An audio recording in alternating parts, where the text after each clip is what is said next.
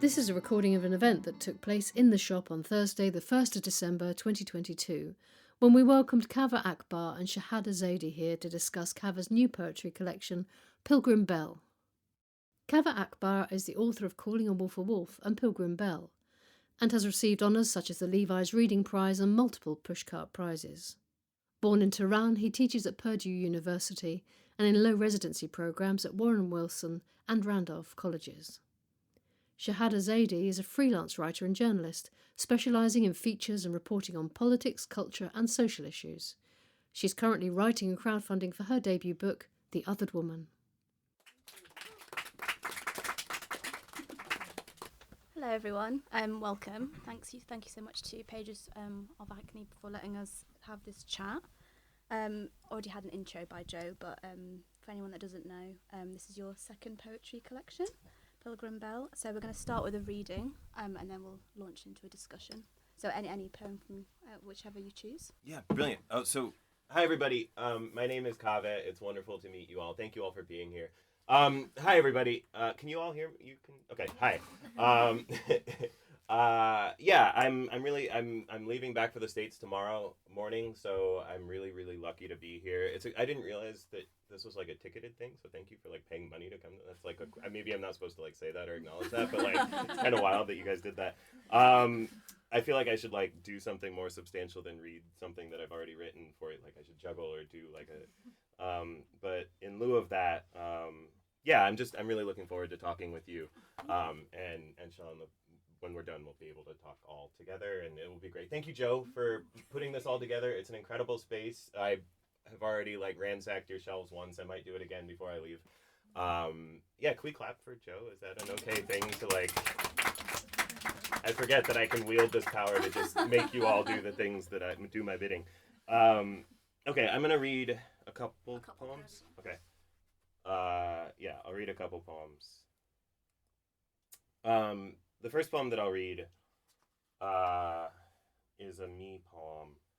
I wrote it, and it orbits in Islam, the sort of precipitating catalytic miracle of the faith is the revelation of the Quran to the Prophet Muhammad, who was, like most people in most times and places in the world, an illiterate man. You know, he was illiterate. And he was asked to receive the transcription of what would become the Quran from the angel Gabriel. The prophet was like, sorry, wish I could help you, but I can't read, can't write. And the angel Gabriel gives him literacy, which I always thought was kind of cool. You know, like the idea, it's sort of like parallel to the virgin birth in Christianity, literacy in Islam. And it's not a competition, but I always kind of felt like if it was, we kind of won that one. So this is the miracle. Gabriel seizing the illiterate man, alone and fasting in a cave, and commanding, read. The man saying, I can't. Gabriel squeezing him tighter, commanding, read. The man gasping, I don't know how. Gabriel squeezing him so tight he couldn't breathe, squeezing out the air of protest, the air of doubt, crushing it out of his crushable human body, saying, read in the name of your Lord who created you from a clot. And thus, literacy, revelation. It wasn't until Gabriel squeezed away what was empty in him that the prophet could be filled with miracle.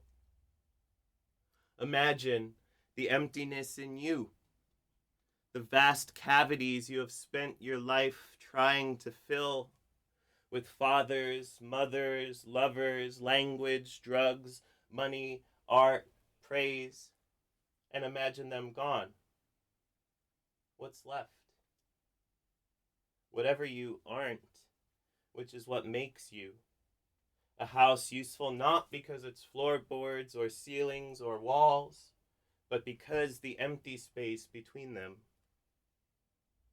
Gabriel isn't coming for you.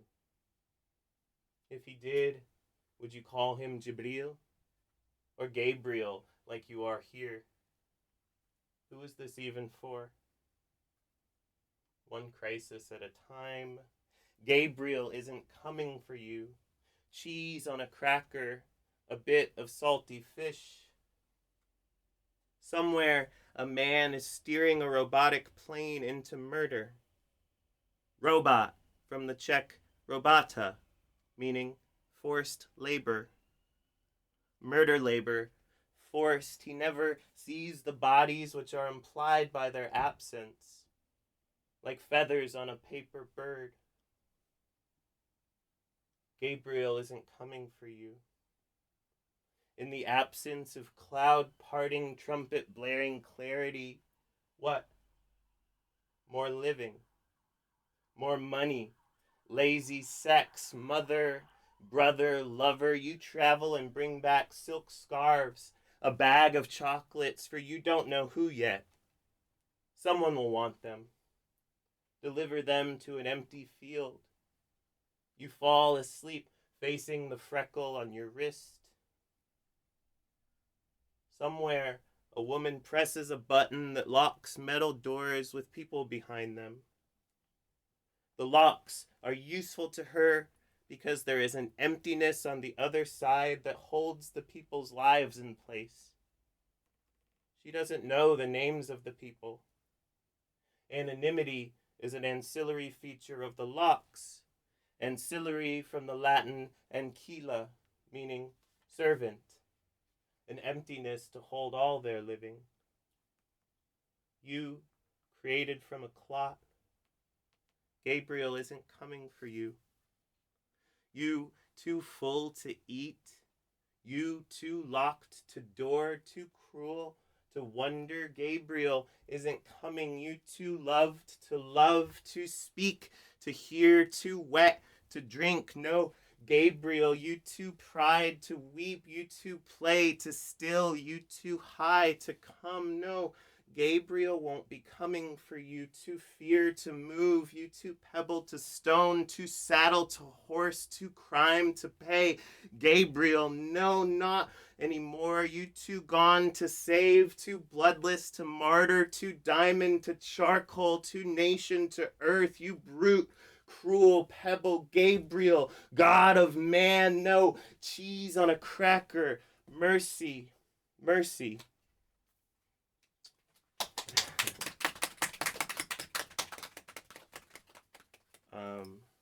Can I read one poem by not me?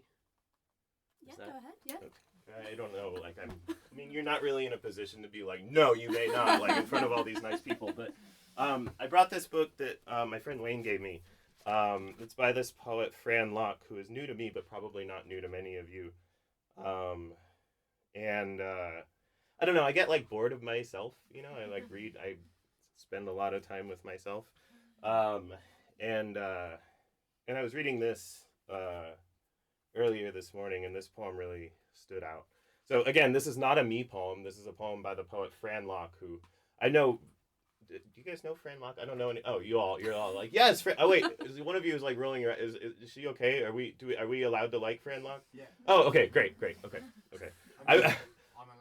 I mean, I would have. Okay, sure. I just didn't want it to be a thing where like, no, she said a bad word, or, you know, like I don't know. But yeah, I like this poem a lot. Okay. This is called Come Home.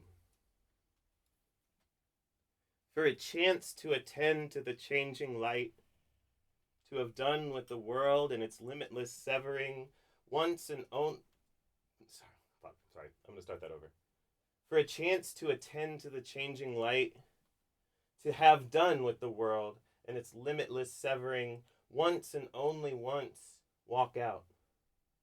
There is green beneath the hangnail of the world, if you would look. Deer with dynastic faces turned away in profile, and life applies itself thickly to the hedgerows. Put as much of the sky as you can behind you. The rabbits, breeding like bad ideas, an owl inventing deafness, skinny foxes crouching in the costume of their cunning. These things do not belong to you. To you alone, the light. To you alone, worrying some customary grievance. You didn't know how hungry you were until your spade struck bone, turned over your own face.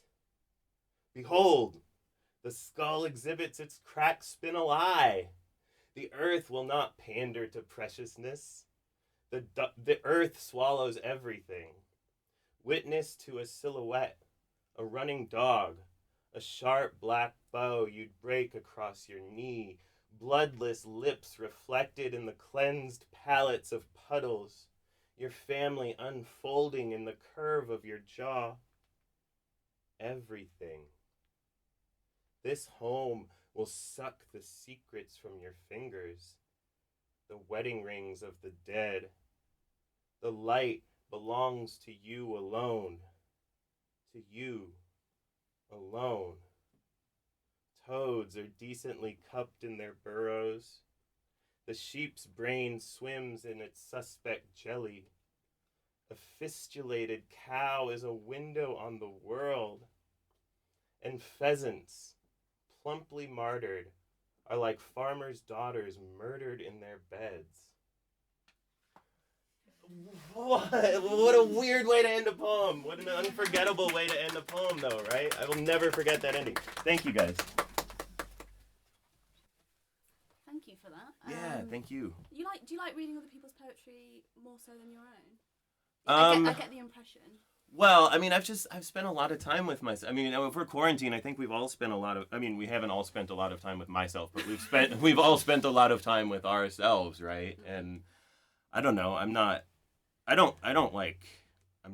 like too self-contemptuous any more than is healthy, but yeah,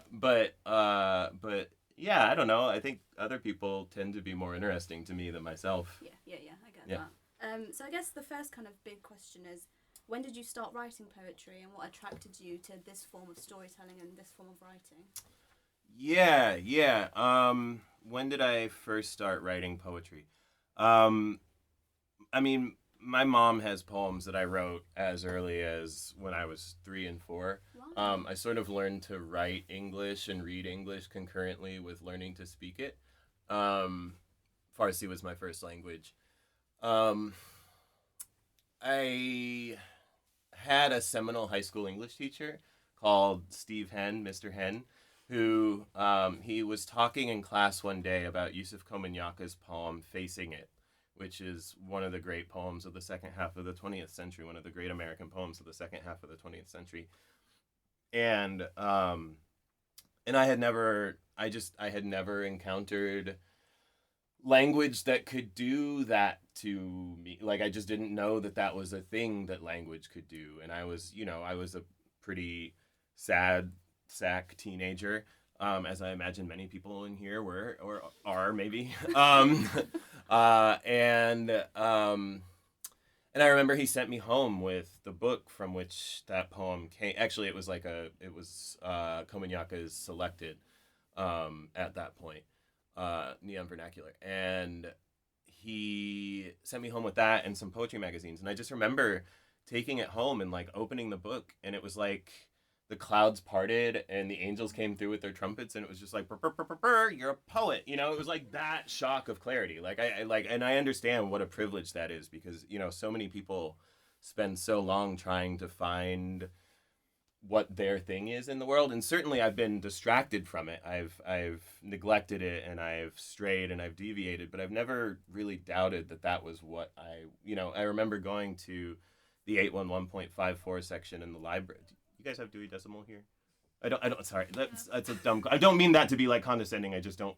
So I would go to the 811.54 section of the library, and it was just like, I would just pull stuff off the shelves, and I was like, oh, this is worth staying alive for. You know, I didn't particularly sense that in any experience or person that I had encountered prior to discovering poetry. And I was like, oh, like, these people are alive. Like, I would look at their pictures on the dust jackets, and I was like, they're like alive, and they just put words together in these ways that make me emote, and that's like what they do in the world, right? And I was like, that's worth, if I can do that, like, that's worth staying alive for. That's worth, like, sticking around for. And so, yeah, I mean, my life since then has basically been a long, uneven process of trying to get the world to pay me to do that, you know, with variable degrees of success, right? But, yeah, I mean, that was the beginning for me. It's amazing that your mum kept your poems. Do you remember the first poem you ever wrote? I don't know. I mean, I grew up learning to pray in Arabic, which was the sort of third language. Yeah, and it was like this. I don't. Do you speak it? Ish. I've lost the ability over the years. Yeah. See, I don't. I don't speak it, and I never spoke it. And so when I learned to pray in Arabic, it was just sounds, right? It was just, but it was like, I just remember being 4 and 5 and sitting on the couch with my dad, and he would just be working through these sounds with me that he doesn't speak Arabic either, right? And so we'd just be, so we'd just be working through these sounds, and it was like important to say these beautiful, mellifluous, earnest sounds, but we didn't have to have like a denotative dictionary understanding of their meaning, right? We would just say them together, right? And that was how we thin the partition between ourselves and the divine, right? And I think about that all the time, right? That's still my relationship to poetry, right? Is like I very seldom, I'm not particularly interested in what a poem means, or, you know, like what a poem is about. The poet Alan Grossman says a poem is about a thing the way a cat is about a house, right? And I always like that idea of aboutness, and that's about the extent to which I'm interested in it. But I am interested in the earnest relay of mellifluous language, right? And so my earliest poems were that, you know, it was just like treating language like Legos, like sticking them together and trying to find things that pleased me, you know. They weren't like stories about, you know, it was just, I would just put words together, and to my mom's credit, she would like transcribe it, you know, and, or she would, you know, she would keep it. And I mean, she's kept like photos of them now. We don't have like the physical documents, right? I'm sure that my posthumous biographers will be horrified. Yeah, I'm kidding. Yeah, but yeah, so that was sort of the beginning for me. Did you first start writing poetry in English? Yeah, I did, because I never. Did it kind of help you learn the language? Yeah, I never learned how to read and write in Farsi until a couple years ago, actually. Because when we went to America when I was very, very young, and my brother was 7 years older than me, and so when he started, sorry, I told you I'm loud. So when we started in school, or when he was in school, he was really struggling, right? Because it was all in English, and, you know, he was coming from Farsi school. And so in a sort of misguided, but you can understand why they did it, attempt to get him to do better, they banned speaking Farsi in the household, right? And so our Farsi... we had the opposite at home. Oh, really? Where you were like forced to keep it, to retain it? Yeah. I mean, my dad was sort of broadly assimilationist. Like, he was like very interested in, you know, like his favorite restaurants were like Burger King and Subway, and, you know, like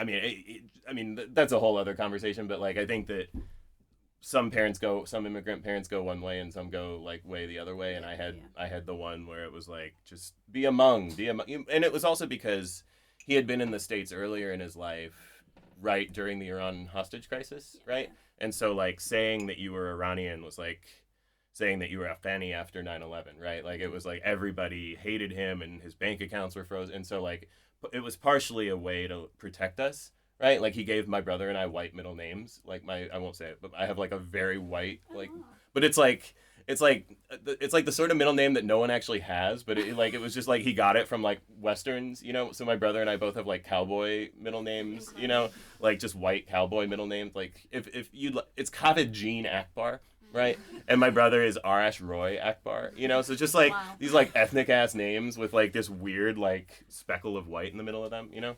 But like, you know, in the idea that we could just like you know that meme of like, you know that meme of Homer like floating into the bushes, you know, like I think that's like what my dad imagined, like if shit ever went down, we could just be like, I'm Gene, what, you know, like yeah, so that's. But yeah, no, they do go eat. So my parents went the other way. They're like, no, we have Arabic. Yeah. But that's kind of lost its way over the years as well. Do they mostly talk to you in English now? So they speak to us in Arabic, but we respond in English. Oh, really? Yeah, Interesting. Do you ever speak to each other in Arabic? No. Yeah. Yeah, no, but definitely because for all the siblings, it's become our first language now, which Sure. is another interesting. Sure. conversation, yeah. There's a line by the poet Marwa Halal where she says, "I learned my first language second," which I always think is interesting because like English is obviously has primacy now in my head, right? But my brain was, linguistics teaches us, right, that your brain is completely terraformed for the first language that you learn, right? Mm-hmm. Like native speakers of Mandarin have like different kinds of neurological. I'm not a neuroscientist, so I don't have the precise language or a neurolinguist. But like native speakers of Mandarin have different neural pathways than native speakers of Sanskrit, than native speakers of English, than native speakers of Catalan. And so I don't know. I'll never know the way that inflects my thinking, but certainly it's not inert. And you said you started learning Farsi a couple of years ago, just to kind of To read and write it, yeah. Over quarantine, when everyone was off, sort of learning Esperanto or learning the tango or whatever they were, I started taking Farsi lessons with a tutor on Zoom. Oh, that's cool. Yeah. I don't know. I'll never be able to go back to Iran in this lifetime, and so I don't know. It's something that I can do. Yeah. So in Pilgrim Bell, there's a lot of white space and silence in the collection of poems, as well as kind of sentence fragments, which inspires, I thought, for me, a sense of emotion and stillness. Is this an important part of your writing, and is it kind of what you want to convey to readers? Not in the words, but also in the spaces that you've left kind of intentionally blank. Yeah. Thank you for that. That's smart. That's a keen observation. I am really interested in the way that silence can work as a sort of architectonic element in a poem, and the way that language can sort of be the negative space poured around the silence, right? There's this line by the musician Brian Eno in his book A Year with Swollen Appendices that I think about all the time. And my spouse has heard me talk about this a million times, so sorry, Paige. He's talking about like the crack in a blues singer's voice, listening to a record. Hey, welcome. He's talking about listening to like an old blues record, like Nina Simone or Billie Holiday or Sarah Vaughan or whatever, and he's talking about listening to the singer's voice crack when they hit a high note on the record, and he calls it the sound of witnessing an emotional event too momentous for the medium assigned to record it. The sound of witnessing an emotional event too momentous for the medium assigned to record it. And I think all the time about how the only things that I really care about writing about, or the only things that I feel called to write about, like history or rage or justice or love or the divine or any of these things, are far too massive for like a human technology like language to accommodate, right? And so it has to be through some kind of fracturing of the technology that the sort of insufficiency of the technology is revealed, right? And so like silence becomes really important in that to me. There's this poem by the poet Jean Valentine. She's an American poet who passed away a few years ago. It's called I Came to You, and this is the poem in its entirety. It goes, I came to you, Lord, because of the fucking reticence of the world. No, not reticence, not the world. Oh, Lord, come. Lord, come. We were sad on the ground. Lord, come. We were sad on the ground. And that whole poem is like, 50 words. And of those, like maybe 23 or 25 unique words. But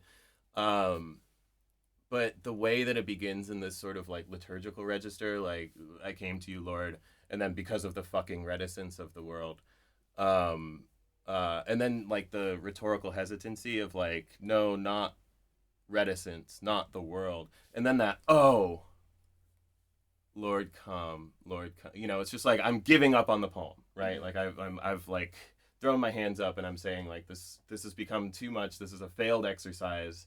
Like, oh, Lord, come. And then she just repeats like the simplest utterances, right? Like, oh, Lord, come. We were sad on the ground. Lord, come. We were sad on the ground, right? Like, that's what I'm after, right? Like that moment of the technology of the written English language just so obviously being insufficient for the thing that I'm pointing at. Does that make sense? Yeah. And I think that that's a clearer representation of, or not representation, illumination of the things that I'm interested in talking about than just trying to describe them really meticulously. You know what I'm Yeah, because saying? there's a poem that's kind of written in a square. Yeah, which I thought exactly. was really interesting. I've never seen that done before. Yeah, well, and it's that poem was also when it was first published in the Georgia Review, I think. It was like just a 3-page, like regular looking, left aligned. You know, you would recognize it from across the room as like a piece of literary poetry. You know what I mean? And it now it's what, like 20 words. You know, and yeah, I don't know. I think that the book was teaching me to learn to be more comfortable sitting in silence and its uncertainties. And why did you pick the title Pilgrim Bell? There's also a few poems in there that have the same title, like it's kind of a recurring theme throughout. Yeah. So there are 6 poems in the book called Pilgrim Bell, and the book is called Pilgrim Bell, which is a thing people do, I guess. I mean, so there's that Anne Carson quote that's quoted in the book where she says a pilgrim is a person who's up to something, right? Which I really like that definition of pilgrims. And the bell as like a spiritual technology, right, is really fascinating to me because it requires the heft of the human body to move, right? Like if you tug on the rope, it makes a sound, but it requires a human tugging on the rope, right?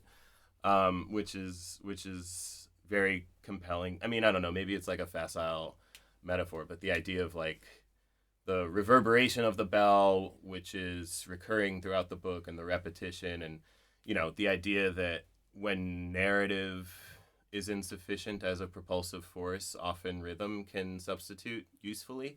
I think that that's one of the great lessons that I've learned from choreography.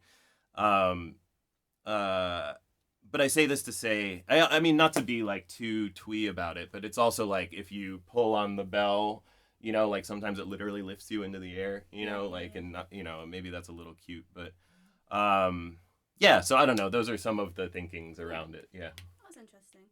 So between your 2 poetry collections, you completely come off social media. So has this changed your writing in any way? Like having that kind of lack of noise and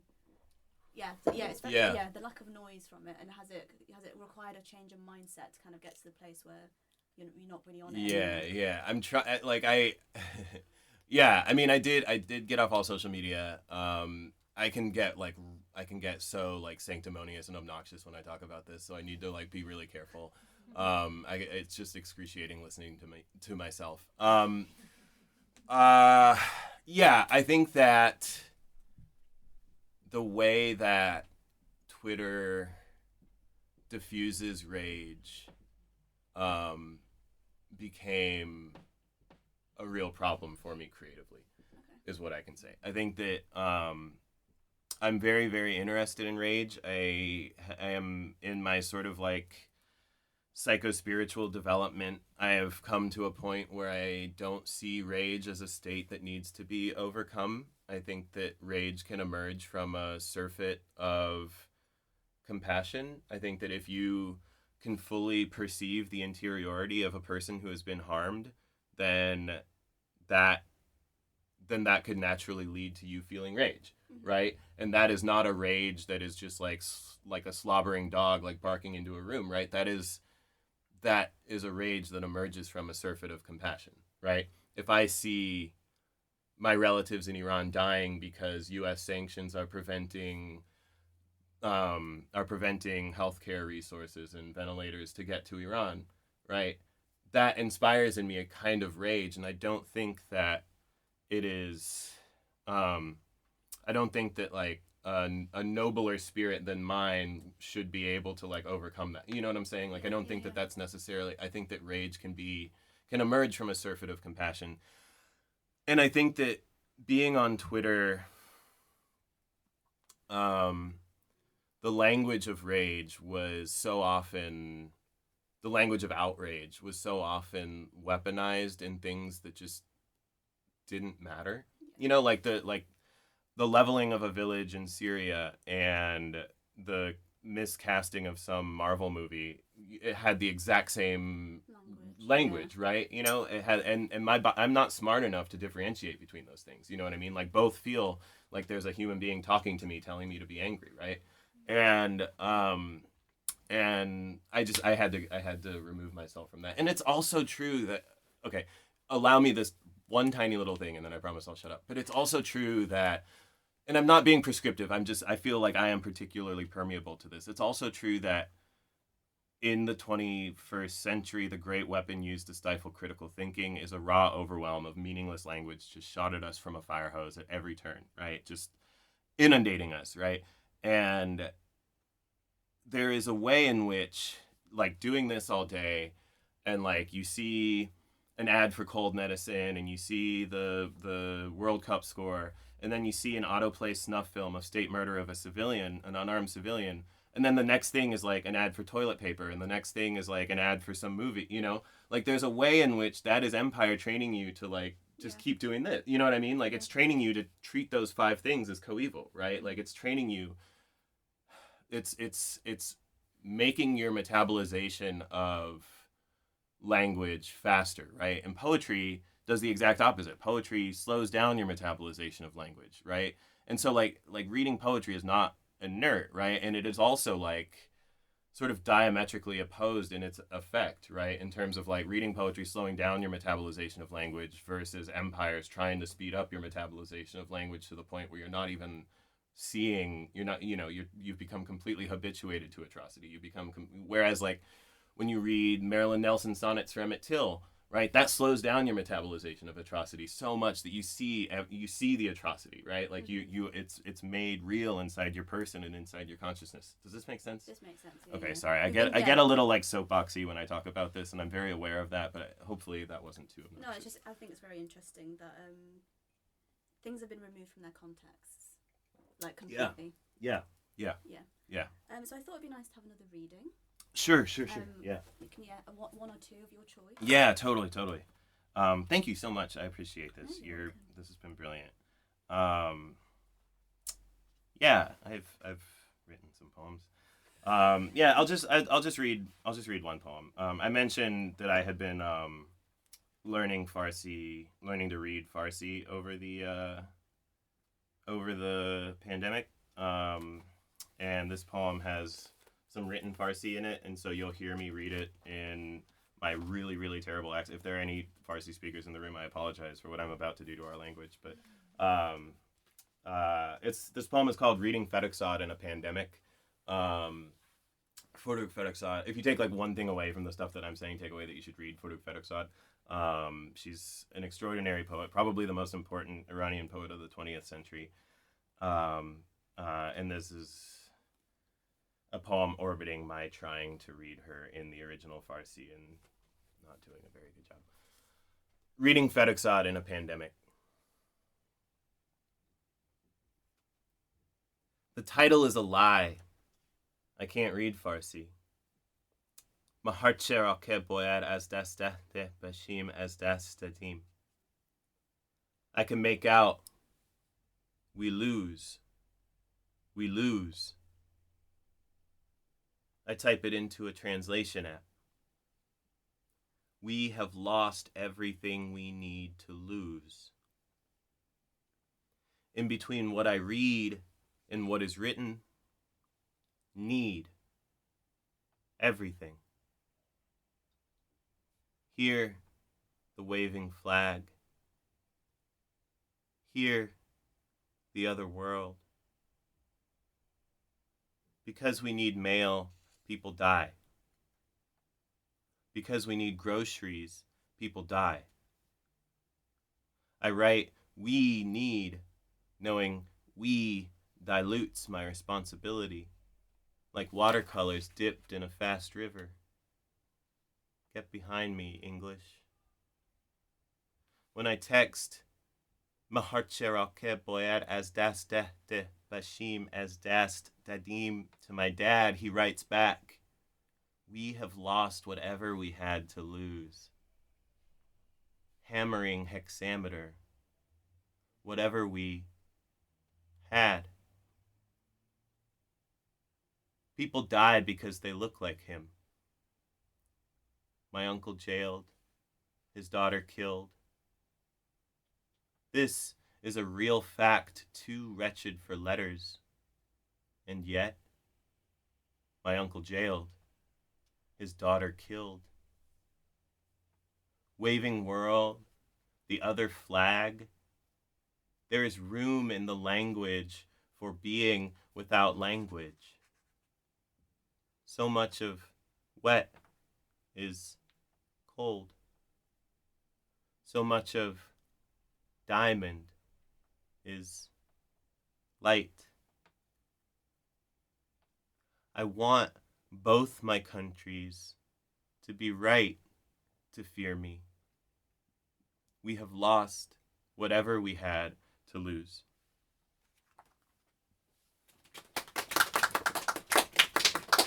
Thank you. In this collection, themes of self and belonging are quite strong, from what I read from it. So is poetry kind of still a spiritual practice for you? Is it still something that you instill in all your poems? Yeah, poetry as a spiritual practice. I think my relationship to prayer today, I mean, I pray every day. The first thing I do every morning is get on my knees and pray, and I have no idea to whom I'm praying or to what I'm praying.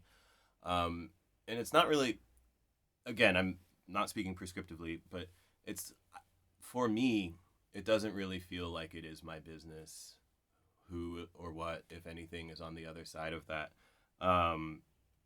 The way that I conceive of prayer in my own singular, unprecedented, non-extrapolatable life is that it is a way of sort of writing my compass, right? And so when I pray for the unhoused in my community, right?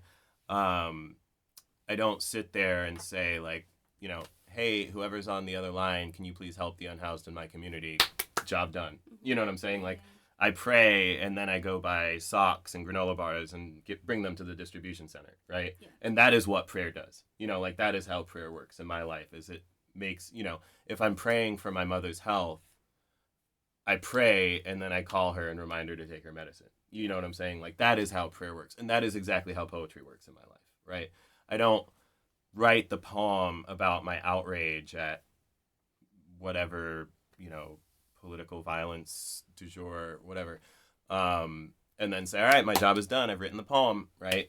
I write the poem, and then that points me towards the action, right? It doesn't supplant the action. I think that when people get into trouble is often when they believe that their art or their prayer supplants the action that it's pointing towards, right? Or that one, like, it is a channel of my action, right? Prayer and art making are channels of my action, but they are not the entirety of my action, right? Does that make sense? That makes sense. It's similar for me. Yeah. Praying on its own isn't really what prayer is supposed to be about.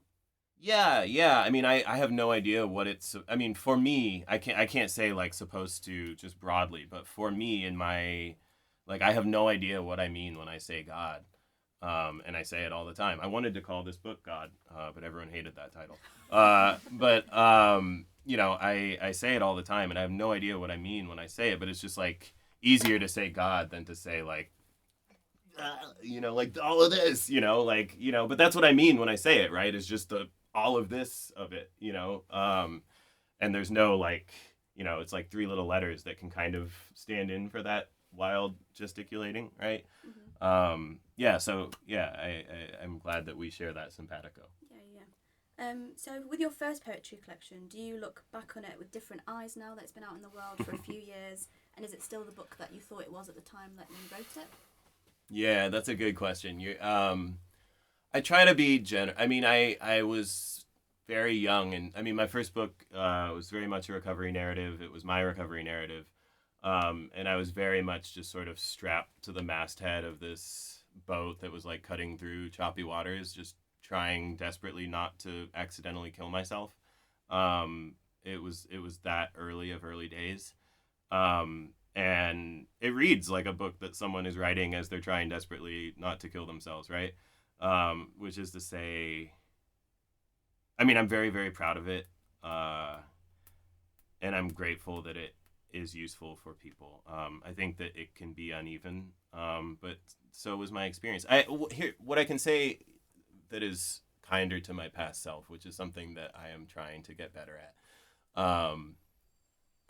is that I think that like we are as like a species really bad at remembering pain, right? Like just like acute, like I shattered my pelvis and broke a vertebrae in a bicycle accident a decade ago, right? And if I could remember that with acuity, if I could remember that pain with any sort of acuity, like I'd be doubled over in pain right now. I wouldn't be able to sit here and talk to you, right? I remember the fact of the pain, but I can't actually recall the physical experience of the pain, right? Yeah. And this is like evolutionarily advantageous, because if we could remember the pain of the mammoth crushing our leg, we'd never go out and hunt again, right? We'd never leave our caves, and we'd start, right? So we develop trauma as a species to like warn us against certain experiences that induced pain in the past without actually having the pain revisited upon our physical selves, right? And this makes sense technologically, right? Like as a sort of like dirty evolutionary technology, this makes sense. But what has happened is that, you know, I've been sober for 9.5 years, right? And so it becomes very easy for me to say like, oh, it wasn't that bad, you know, or to say like, you know, like I could have a glass of wine, you know, and I've never in my life had just one glass of wine or just one line or just one shot. You know, I've never had just one anything, right? But for whatever reason, like 9.5 years into my sobriety, right? Like sometimes my brain thinks that, and I have these poems, these documents, right? I mean, there's a poem in that book called Portrait of the Alcoholic 3 Weeks Sober, right? And I have these documents that are there to say like, oh shit, it was hard. You know, it was really bad. Like it's way worse than you think, right? Because I can't remember the pain, right? And my disease is like in the back of my brain doing push-ups, trying to convince me it wasn't that bad. You know what I'm saying? But I have now these portals back into that I can read those poems and I can be like, oh man, yeah, no, that sucked, you know? So I'm grateful for it in that way. Do you feel like poetry is still part of your recovery? Yeah, I do. I mean, this is being recorded. So in my particular vein of surreptitious, you know, scoundrels clubs, in my particular recovery community, a lot of it, I mean, a lot of the stuff that I don't talk about often in spaces like this is that I work with a lot of people who are struggling. I work with a lot of people who are new in sobriety, and my poetry, especially that first book, has been a way that a lot of those people have found me, which is an occasion for gratitude. But it's also true that there's a difference between. I remember an elder in recovery once. Like I was sort of touring really heavily for my first book, and I wasn't able to keep up with some of the other work that I need to be doing for my own recovery, right? And I was like, well, but you know, I'm like going around and I'm talking to people about recovery, so that's kind of like the thing, right? And he was like, it's not recovery work if they line up to tell you how brilliant you are afterwards, right? Oh, And I've never forgotten that, you know? And so like this stuff is like, again, this stuff is great, and I'm really lucky to be able to do it. And, you know, my life today is functionally indistinguishable from what I describe as heaven. You know, I just get to like do my favorite thing all the time, and the world kind of like lets me do it in my little like I'm like way out in the margins of human interest, concentrated in this tiny little dot. But you know, I've sort of found a little niche. But again, like the art is just one channel of my action in the world, and right, and I think it gets a little hairy when I try to like mix them, you know, when I try to convince myself that like, oh, look at all the good that I'm doing, you know, when you know what I'm saying? Yeah. No, that makes sense. And then kind of to finish on from my questions, and then I'll open up to the audience. Do you have a favourite poem in this new collection, and why is it your favourite? Oh, that's a very, very sweet question. I'll say that the final poem in the book, The Palace, is the longest poem that I ever wrote. It might be the longest poem that I'll ever write. It feels totally different from anything else that I ever wrote or did, and Yeah, it was also published. It was published in the New Yorker, and they did these lovely illustrations for it that are now like part of my. It was like the longest single author poem that they'd ever published, and they did all these like cool little graphics. I don't know. It just has like a special play. Like it sort of feels like its own little chapbook at the end of the book. That is like related, but it's sort of its own little thing, and so it has a special place in my heart. The new issue of the New Yorker is a great long piece by the poet Robin Costa Lewis. If anyone is like, I don't know, I think that she's brilliant, and so you can check that out. Oh, thank you. Thank you Yeah. for this chat. Yeah, thank you so much. You're so smart. This rules. Thank you. This was lovely. Yeah. I'm going to open up to audience questions. I think just hands up. Hey, And what's your name? I'm just going to repeat the question so for the recording as well. What's your name? Hi, I'm Tashara. Tashara, it's nice to meet you. Good to meet you. I'm Kaveh. Thank you both so much. Oh, thank you. Something I wanted to ask you actually goes off an earlier question where you brought up a poem that had existed before in, I think, the Georgia Review. Mm-hmm. And in this collection, it looks completely different. Mm-hmm. So I wanted to ask more about how putting together this collection under this title of Pilgrim Bell made you reevaluate these poems you'd written before and kind of sequence them together in a different narrative. Yeah. Like, what was that approach like? So putting the poetry collection together, because these were all published in well, not all Yeah. of them, but some of them published in separate places before they're in the book. Yeah, I think all of them. Yeah, that's such a beautiful question. It's, Frost has the thing about if a poetry book has 24 poems, the book itself should be the 25th, right? And that's a little easy, right, to just sort of quote that and be done with it. I don't know. I think that there is a point for me where I write a lot. I write a ton, and I publish very little of what I write. And eventually, when I'm writing poems, there's a point for me where I sort of put them all on the table, and I hold my forehead over them, and then like they either do this to like magnet shavings to my forehead, or they don't, right? And then it's just time to write more poems, right? And so like when they did that thing, right?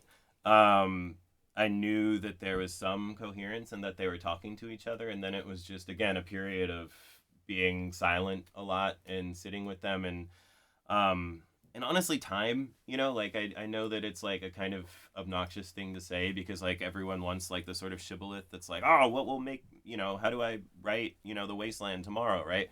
But it's just time, like if I sit back from the book for 6 months and look at it with a new set of eyes, and it seems still to be the sort of thing that I'd want my name on in the world, and that might sort of delight and instruct, fulfilling Horace's pronouncement for art, in the world, then maybe that's something to stand by, right?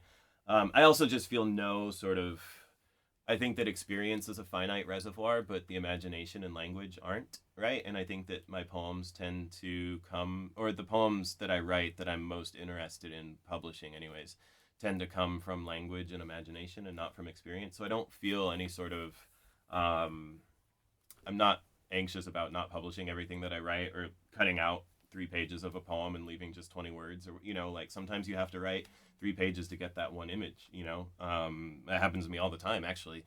I have like hundreds and hundreds of pages, and our house is filled with notebooks of just old poems that I'm constantly just going to and like plucking a line out, and like that they're just composting the future poem, the field of the future poem. I don't know, don't think about that metaphor too hard, but yeah, that's what I can say about that. Do you handwrite your poems? I do, yeah. I handwrite everything. I just wrote a novel and I handwrote the whole thing. Well, because like for me, I don't know if you guys have this or if you have this, but like for me, like Garamond just looks too pretty. You know what I mean? Like it's like if I'm typing in the computer and it's in Garamond, like you can write a shitty line in Garamond and it'll kind of like you'll be like, damn, that snaps, But whereas like if I'm just like, whereas if I'm just looking at my own handwriting, it's like it really has to be good for me to like have a reaction. You know what I mean? Like there's a way in which the computer just makes things look too tidy for me. And so, yeah, and then like a really important step in my revision process is actually going from I like to write on yellow legal pads, which is actually a terrible thing because the pages tear off all the time. But for whatever reason, I just like the sort of feels propulsive to me. But yeah, going from the legal pad to the computer is like a huge part of my revision process, right? Because like so you transfer them on. Yeah. Like once I've written it and I sort of do my like real time edits as I'm writing it, right? But then like once I put it on the computer, right? Like I'm constantly like thinking of new ways or like with the novel, right? Like I would type a sentence up and then I would think of like 3 new paragraphs to add, as and then they would come to me. So that's a really, really important part for me. Do you handwrite? I try to handwrite, but it's not always feasible sometimes. Yeah, well, these Muji pens help. They're so nice, This reading is sponsored by Muji. It's not. Just for Muji. Yeah, sure. Any other questions? Comments, concerns, joys, raptures, sorrows. Hey, what's your name? Hey, I'm Mustafa. Mustafa? Mustafa. It's a beautiful name. It's nice to meet you. Thank you. You talked about how when you were much younger, that you almost had this. It was almost like an epiphany or hit in the face that poetry was just beautiful, and that was the thing that you wanted to be around. If it wasn't poetry, if it wasn't teaching, if it wasn't helping, what would it be? If it wasn't helping? Wait, how did helping get on that list? Because you have the people that you talk to. Sure. If it wasn't any of that you're doing now, if it was nothing to do with what you are doing now. Yeah. I mean... So, what would you be doing if you weren't a poet or a creative? Or a helper. Yeah, whoa. That's not a default question at all. Yeah, oh man. I mean... God, I don't know. Like, am I allowed to say, like, I would be, like, 6'8" and I would be playing in the NBA? Like, because that would be... I would love that, but... God, I mean, I would love, like, I'm fascinated by linguistics, right? And so, but that's maybe poetry adjacent or too poetry adjacent to really answer the question the way that you want. I don't know. I'm interested in everything. Like, anyone who, like, speaks passionately about anything, like, I can sit at their feet and just, like, bask. You know what I mean? And so, like, I'm so permeable to other people's passion that, like, if there had been someone who was like, what's awesome is moths, and I got like big moths, I got little moths, I got green moths, and they were, and I was like, holy shit, moths, I might be like I don't know what you call a moth man. But I might have been an entomologist. I might have been I have no idea. But I also think that my particular loadout of neuroses and psychopathologies would make me pretty unfit for just about any job besides one that I get to just be home like the 98% of the time, I love teaching. I mean, I really, really sincerely love teaching, but I'm fortunate to be in a position. I mean, I'm tenured at where and so I can kind of just be the person that I am, and they're not allowed to like throw me out the window about it, So yeah, I don't know if Mothman answers your question. Mothman or LeBron James is like my answer to your question. Yeah, thank you. Thank you. Any other questions? Yeah, hey, what's your name? Beck. Beck? It's nice to meet you, Beck. I'm Kaveh. Nice to meet you too. Yeah, I guess I have a half-formed question. Great. As I speak it, it'll Yeah. perhaps come out. But just thinking back to talking about prayer and sounding things out, and also to your poem, The Palace, which you recorded, which was actually my first introduction to your work. Oh, no way, that rules. Yeah, I love listening to the recording. And I guess I love that you speak that as if it's a thing that you do like on the regular, like just like every morning I put it on while I shower or something. I mean, yeah, that's a depressing ass shower. Embarrassingly, I have listened to it quite a few times. That's amazing. Well, we've spent some good time together then. That's lucky. Yeah, I think your voice is really wonderful in the reading, and actually I listen to a lot of poetry, and trying to link all those things together. I guess could your poetry exist? What would it mean for it to exist sonically? And do you write your poems to be read aloud by you or by others? And I guess what would poetry look like if it was more oriented towards? Yeah, I mean, listening? Yeah, 100,000%. I think that that's a beautiful question. Yeah. So do you write your poetry to be read aloud? Yeah, 100%. I mean, every line that I'm writing, every poem that I'm writing, I read it out loud to myself 1,000,000,000,000 times during composition. That's a massive, massive part of it. I think that it's this funny thing where like I used to teach middle school and high school in the States, and we have standardized. I don't know what standardized testing is like here. If you guys have like tests that you have to take every year or whatever, but in the States, every year you give the students these standardized tests that everyone in your state or everyone in your area of the country takes the same test, and then the students are all sort of measured against each other or whatever. And when I used to teach, the way that we had to teach poetry so that the way that the questions are on those tests are like, the moth in this poem represents A, the poet's mother, B, the poet's exile, C, you know what I mean? Like, it's like, and you have to teach it that way, right? And like, I've never in my life read a poem that worked that way that I enjoyed. I've never written a poem that worked that way that I found interesting to myself. Maybe there are people who like that sort of puzzle box, but it's just not what I go to poetry for. But it's also, that way of thinking about poetry is so pervasive that I think it's so easy to forget that like we all know that that sonic data can carry emotional experience, right? Like that sonic data, sonic soundscape, whatever. Like if you listen to Ave Maria, you don't need to speak the language to weep. You know what I mean? Like if you listen to Future before a run, you're not like feeling hype for the run because of the lyrical content, right? Like you're feeling hype because of the way that the production, you know what I'm saying? And so we all understand this. We all understand that like looking at a Jackson Pollock painting can make you feel frenetic, right? Or looking at a whatever. I mean, we all have this understanding implicitly about every other art form, but for poetry alone, we're like, well, what does the word mean? And like again, like there's nothing less interesting to me than like like the pure sonic experience. Like I could read to you guys like Paul Celan's Todesfuge, and you could not speak a word of German and still be profoundly moved, right? I could, I mean, my nieces are Iranian Vietnamese, and they listen to poetry in Farsi and they listen to poetry in Vietnamese, and they speak almost none of either. But like I can see them, they're tiny children, and they're moved, right? Like there's like when a 5-year-old looks up at the night sky, you can see in them an awe that is like palpable, that they can articulate, right?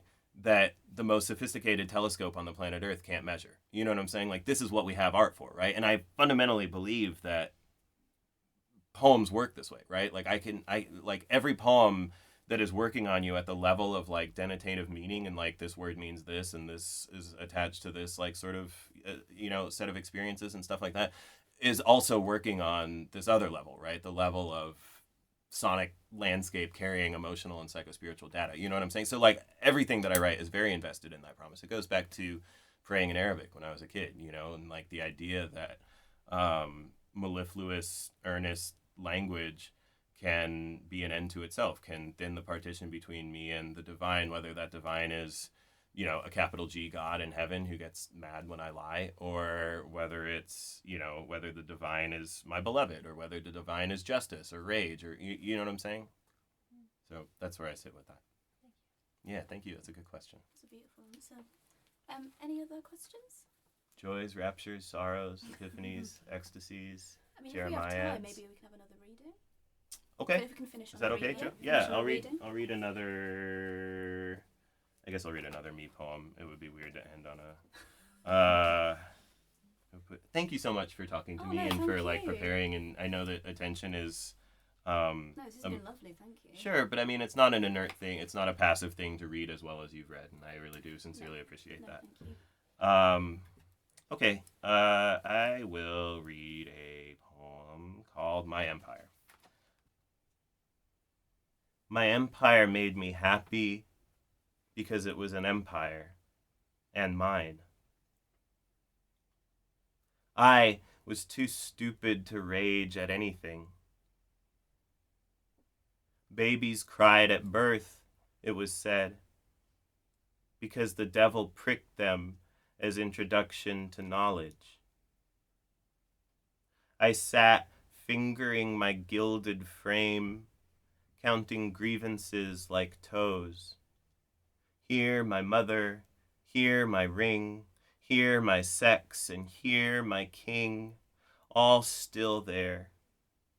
Wrath is the desire to repay what you've suffered. Kneeling on coins before the minor deity in the mirror, clueless as a pearl. That the prophets arrive not to ease our suffering, but to experience it, seems, can I say this, a waste? My empire made me happy, so I loved, easily, its citizens. Such loving, a kind of birth, an introduction to pain. Whatever I learn makes me angry to have learned it. The new missiles can detect a fly's heartbeat atop a pile of rubble from 6,000 miles away. That flies have hearts, 104 cells big, that beat. And because of this knowing, a pile of rubble. The prophets came to participate in suffering as if to an amusement park, which makes our suffering the main attraction. In our brochure, a father's grief over his dead father, the thorn broken off in a hand. My empire made me happy because it was an empire, cruel, and the suffering wasn't my own.